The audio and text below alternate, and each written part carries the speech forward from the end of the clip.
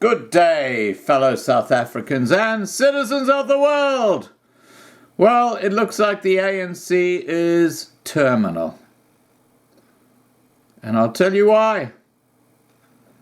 Ace Magashule, the Secretary General, the corrupt little asshole who is the feature subject in Peter Myberg's book, Gangster State, is obviously trying to pull the rug from underneath Cyril Ramaphosa. Why am I saying this? Well, let me show you a video and then we will talk about it. Mr. Vavi, good evening. Thanks very much for your time. Your reaction to the announcements that were made by the ANC Secretary General this afternoon? Well, if I was to say we were expecting something different to what we have now received as an official line from the Secretary General, we will be fooling the members of the public. The reality is that the members of various portfolio committees, chairpersons, have to be drawn from within the current members of Parliament. The hues and cries that saluted the swearing in of various members of Parliament, of course, fell on deafening or on deaf ears. And now we're getting the result of it all. The people who are going to be the chairpersons are the same people who have been walking around with the massive clouds above their heads, whose names are frequently being mentioned, some of them, not all of them, are being frequently mentioned in the Zondo Commission. Some of them we've heard throughout many years. Many very disturbing allegations being placed on their doorsteps. Of course, nothing was ever done.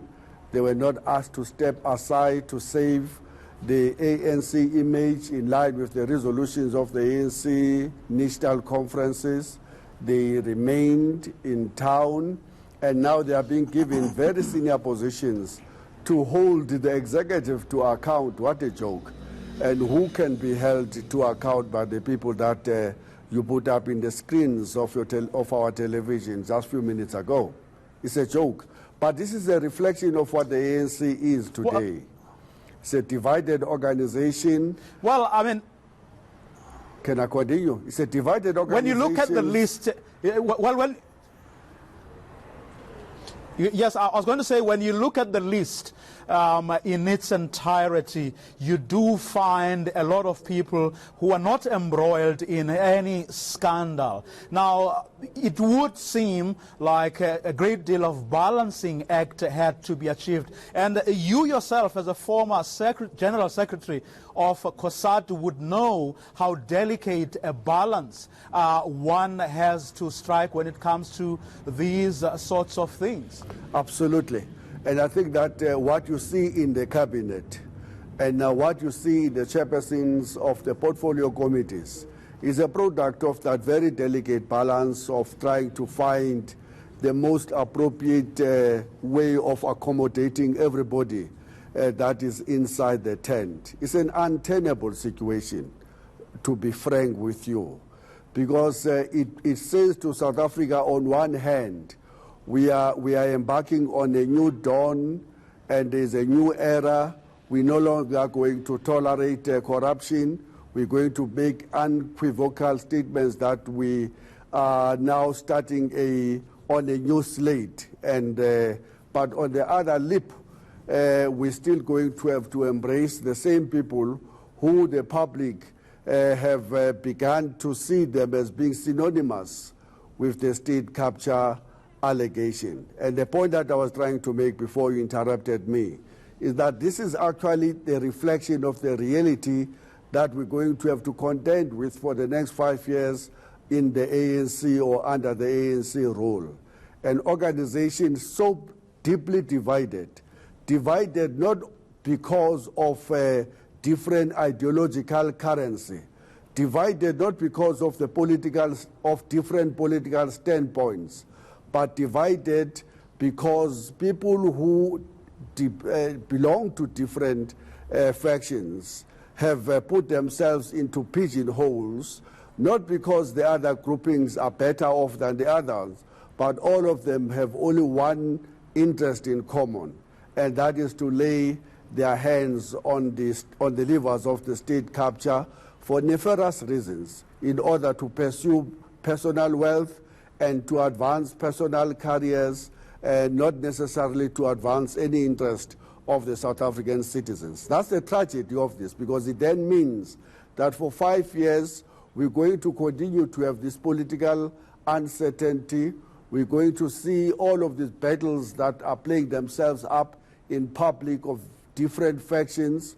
You're not going to know what the ANC policy stance on any matter is about. You're going to have to listen to this faction making a pronouncement at the public level, and only to hear the different faction the next day countering that also publicly without any shame, with a straight face. For 5 years, we're going to have to learn to live with this. Mr. Vavi, very, very briefly, we have run out of time, but your party, your federation, SAFTU, issued a statement today saying you expect nothing but hell from tomorrow's State of the Nation address. Very, very briefly, tell us why you think that's what's going to happen. Well, we've already listened to the Minister of Finance reading the medium-term budget policy framework statement. It's hell. It's austerity, it's budget cuts, it's less and less ability of the state to provide services to the people. We've already listened to the State of the Nation address of the President in February last year. It's basically sticking with the status quo, with the policies that have been tried but dismally failed the poor and the working class over the past 25 years, a policy framework that have reproduced poverty, unemployment, and inequalities, and we expect nothing different. Instead, we know that we're going to be blamed for all of the crises that have been created through the programs such as the state capture, the pillaging of the state-owned enterprises and the state, and we expect to be told very nicely that we're going to have to bear the brunt of job losses at Eskom, at SAA, at SABC, and in all other state enterprises. So that's what we're expecting to hear tomorrow. Mr. Zwelinzima Mabavi, thank you very much for your time this evening, sir. He is the General Secretary of the South African Federation of Trade Unions. Okay, that video kind of gives you an overview of what's going on behind the scenes in the ANC right now. And you might wonder why Cyril Ramaphosa, or Hippo Eyes, is so concerned about his future. And I talked about this before the election. I actually said if Ramaphosa gets in, I wouldn't be surprised if the Zuma faction were not in the wings ready to knock him out as president. And that appears to be what they're trying to do right now. Don't believe me? Listen to the evidence. Ministers who served under former President Jacob Zuma and were subsequently cut from cabinet by President Cyril Ramaphosa after he assumed office in 2018 have made it onto the ruling African National Congress preferred list of candidates to chair Parliament's all-important oversight committees. ANC Secretary-General Ace Magashule named a list of MPs, some of who were implicated in the state capture inquiry, as nominees for chairpersons or portfolio select and standing committees in Parliament. It's called Jobs for the Boys. Get the corruption rolling again, guys. We haven't had enough. Absolutely incredible. Former Communications Minister Faith Mutambi was confirmed as the chairperson designate for the Portfolio Committee on Cooperative Governance and Traditional Affairs, while Mozabenzi Zwane, former Mineral Resources Minister, will chair the Transport Portfolio Committee. Former Energy Minister Tina Jutma-Peterson also makes a comeback in a senior position. She is set to chair the Police Portfolio Committee. You know, there's a lovely old song that just came to mind then. And it's from the 1970s, I think. And it goes something like this. I'll only sing the first verse because I know I can't sing. But it'll give you, a lot of you will probably know the song. Where have all the flowers gone? Long time passing. Where have all the flowers gone? A long time ago. Where have all the flowers gone? Gone to young girls, everyone. When will they ever learn? When will they ever learn? And that's a message for the ANC, because they obviously don't learn that corruption and nepotism and incompetency and BEE are destroying South Africa. All right, guys, please remember to subscribe to be kept informed.